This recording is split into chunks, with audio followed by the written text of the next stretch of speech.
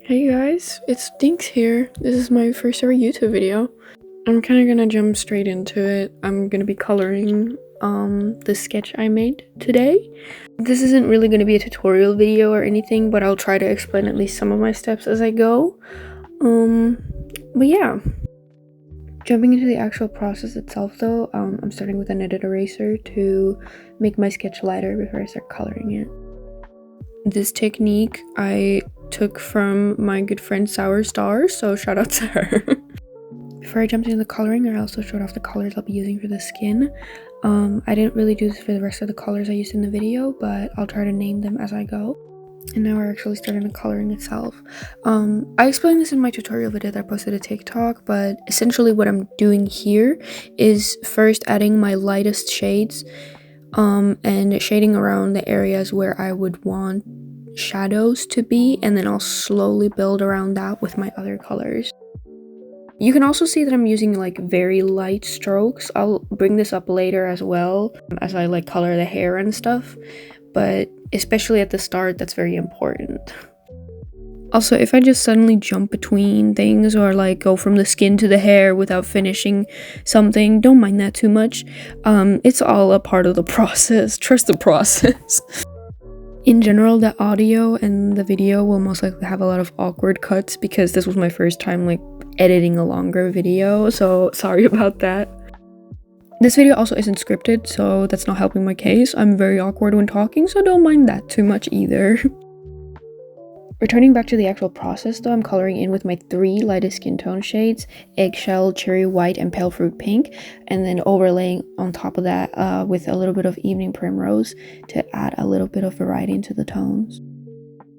And here I'm going in with just a little bit of Pinkish Vanilla, as well as introducing blush into this mix as well, to slowly start bringing out those darker shades as well. You also just saw me add a little bit of pale blue-gray for more tonal variety.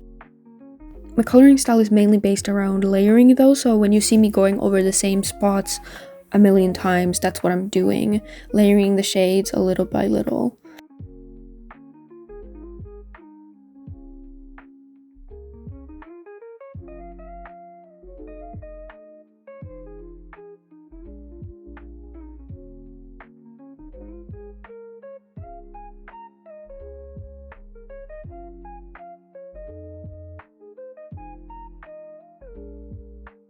Here's where I first introduced the wooden pencils to this drawing. I don't really do line art per se. I always just start using the wooden pencils to sort of carve out the drawing at some point. This is another one of those things that I'll be doing a bunch throughout the coloring as I go. It's easier to line areas when I'm still coloring them, since then I'll kind of have an idea of where everything is and how it's supposed to look at the end. I guess this would be a good time to actually talk about the character that I'm drawing today. This is one of my older, more retired characters. His name is Akihiro, but I usually just call him Aki for short. He used to be one of my favorites back then though. I used to draw him a bunch, especially because I would love to draw him in outfits like this one that I'm drawing today as well. Now we're finally getting to the hair, and originally I started with Cool Grey 1 for the hair, but eventually I settled for Pale Blue Grey and Pale Lavender for the hair instead. I was just using it like I was for the skin originally, very light strokes. You can see I'm doing very light strokes again, going over the same areas many times. This is where I bring in the pale blue gray, and this is also where I pretty much decided that I would rather use this as my shade for the hair than the cool gray.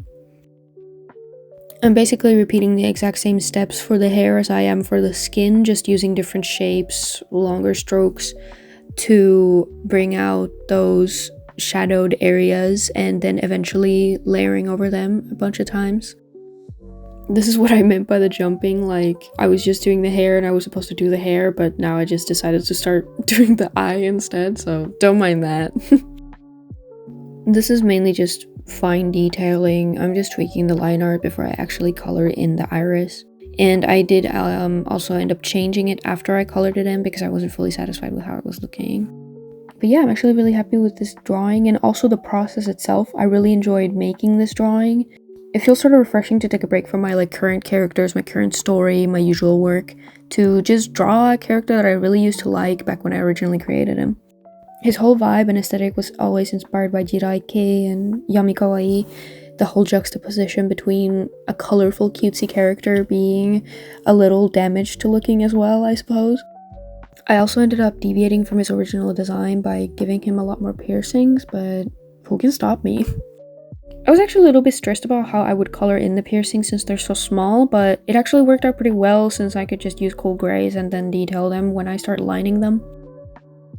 I really ended up paying like extra attention to the ear piercings in this piece, which is unusual for me. Usually I only do like facial piercings in my drawings, but I actually ended up really liking the setup that I chose for him, and drawing them as well was really nice. Here's the return of the wig finally. I don't know why it took me so long to return back to the hair, but here we are. Using cool gray for a little bit longer before I decide to fully just commit to the pale blue gray and the pale lavender. Personally, coloring hair and skin has always been my favorite when it comes to coloring, but hair always does end up becoming an opponent around 3 hours in. You know, once you've just been at it for such a long time, it starts to piss you off. Actually, I think further on into the video, even though it's sped up, you can kind of tell that I'm getting really tired of coloring the hair and like lining it too once we get to that point. Here I was sort of like prematurely lining with the marker itself so that I could erase the rest of the sketch for the hair and commit to the coloring process. Now I'm going to subtly pivot back to my previous topic about this drawing feeling like a bit of a blast from the past. I think another big reason as to why this drawing feels so nostalgic and like a return to my roots is because it was inspired by one of my all-time favorite artists that I discovered at around that time. I'm a huge fan of Masamune's works, and back then a lot of their work used to inspire my art, especially of Aki and some of my other characters with like a similar vibe and aesthetic. I personally discovered them on Instagram, but I'm pretty sure that they're also very big on Twitter/X as well. Their art had a huge impact on my art style development back then, as well as towards the sort of themes that I would include in my art, especially when it came to pieces of Aki. I'm a big fan of like the cutesy, pretty pink pastel aesthetics mixed in with more morbid and taboo sort of backdrops. I really like that in their art. Besides, they're just really, really good at coloring, and I feel like that also influenced the way that I color today with the way I was referencing some of their coloring. So knowing which character I had picked for my piece, my natural instinct was to go and reference some of their works again after such a long time. But yeah, that's enough glazing for now. We're back to the coloring process, and here I'm currently working on the ruffles and some of the bows.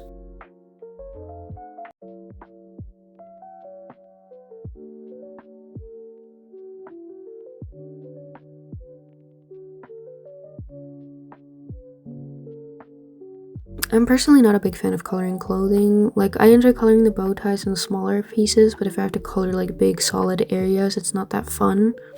And here I go again, jumping from clothing to the hair and then to lining the skin, so just ignore that. It's all part of the process. Trust the process. Trust the process every time.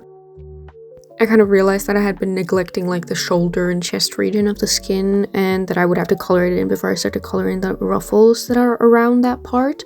So that's why I'm now suddenly returning to this point. I remember thinking about this when I was coloring it too.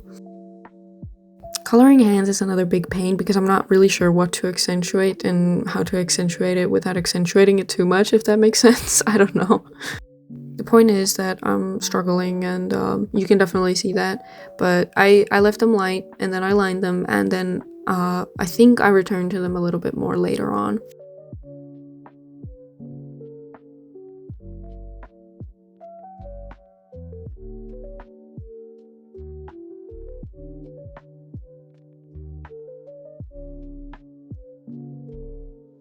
Here's the return of the piercings. I'm going in with Cool Gray 3, trying to sort of bring more attention to them, make them less light before I start doing the line art and further coloring the hair around them. And this is where I start jumping again. I go into the clothes and a bit of the hair, and then I start coloring the bow in his hair, because why be too consistent with what I'm doing?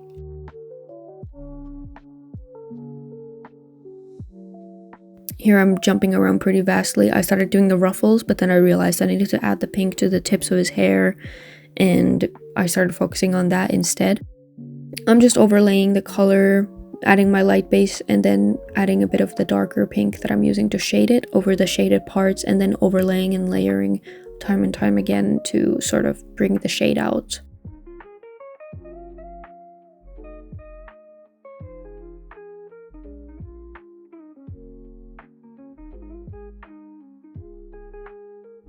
Then I just sort of blended in with the original color that I was using for the hair. Here I'm just overlaying another brighter shade of pink to bring more attention to the colored tips of the hair. Then we're back to shading the white again, this time using pale lavender as I'm trying to bring out the darker spots in the hair. You can just see me blending with that, and then the pale blue gray, looking for like the sort of perfect balance between the darker and the lighter shade.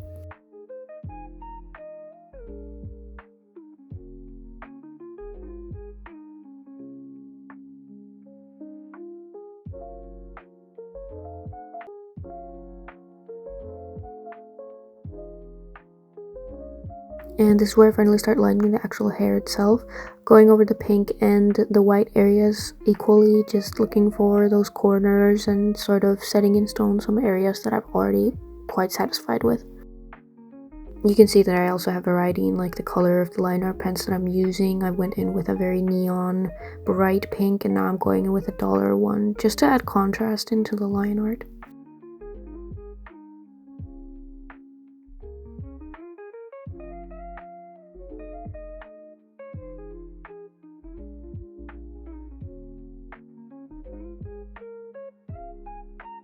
And now we're jumping once again back to the clothes, drawing the ruffles this time. I'm sort of sketching out the shapes with my marker very lightly, looking for those shadows and all that.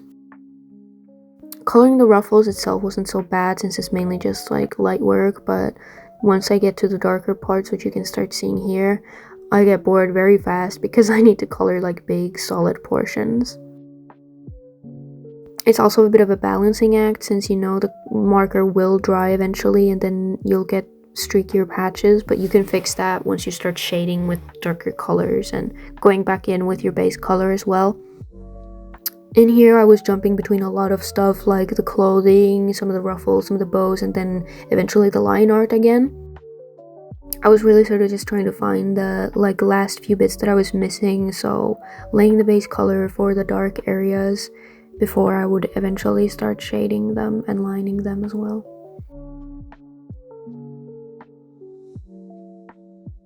I spent a lot of good time just coloring in and shading all the bow ties because it was a balance between a very light and a much darker pink. Sometimes when you're missing shades in between that would ease your process, you really need to just spend a lot of time blending and layering, which can be really boring.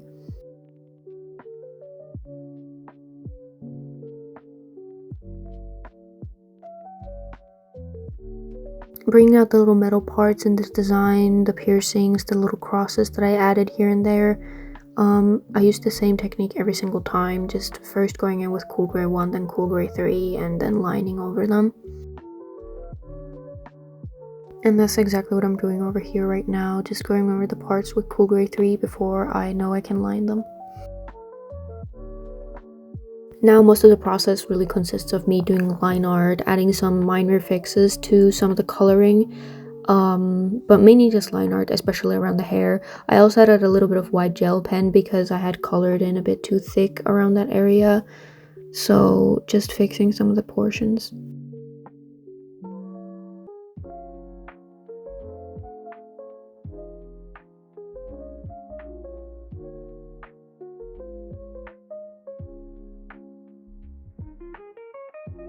Here I actually get to line in the piercings, the final detailing, adding in the line art with a gray pencil first. I also went in with a black wooden pencil as well, just to bring out the lines a little bit more. Now we're back to the clothing finally. I'm lining and coloring in the white ruffled areas before I move on to the dark ones. Here I'm just finally sketching out the ruffle shapes and adding like some of that final shading in with the pale blue gray and the pale lavender. Here's another one of my sad stalling attempts so that I wouldn't have to continue on to the dark solid areas. So I finally added in the little bows in his hair, lined, colored, shaded. After this, I also moved on to coloring in his eye patch and the little lines that go behind his ears, just making sure that I bring those out as well. And here's where I finally took the bull by the horns and started coloring in the sleeve as well. After stalling for a million years, ignore the fact that my markers started drying out during this as well. That's a part of the process. Everything is a part of the process, trust me. Most of the shading here is very basic and plain because I just wanted them to be a solid color and not really much else, so very simple. All I'm really doing here is going in with my darker color first and then using my base color to shade it in to make it look a little bit smoother. I repeated the same steps on the other side, but I was filming in a way that you guys couldn't see, so I cut that out. And now I'm just focusing on the bows on the lower half of his dress. Originally, I had thought about maybe making the middle white, but then I decided to make it dark as well and then just add some white, like, detailing around it. But I was conflicted for a while, which is why it stayed white for such a long time. And here I am just finishing the lower half of his dress, doing the ruffles. One side was once again done off camera because of the awkward angling, and then this side I'm showing off.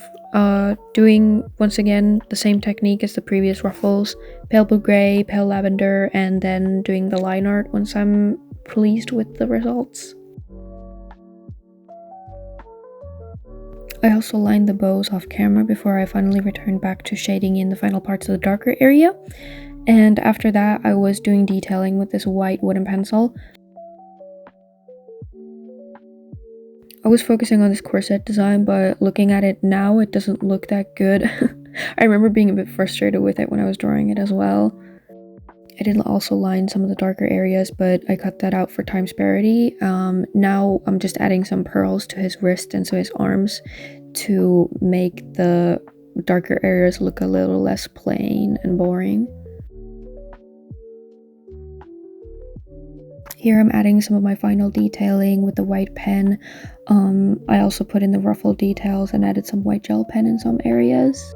And this is when we get to the actual final result itself. This is how the piece turned out on video. I might still make a background for it off camera, but this is what I managed to make. Thank you guys so much for watching my first video, and goodbye!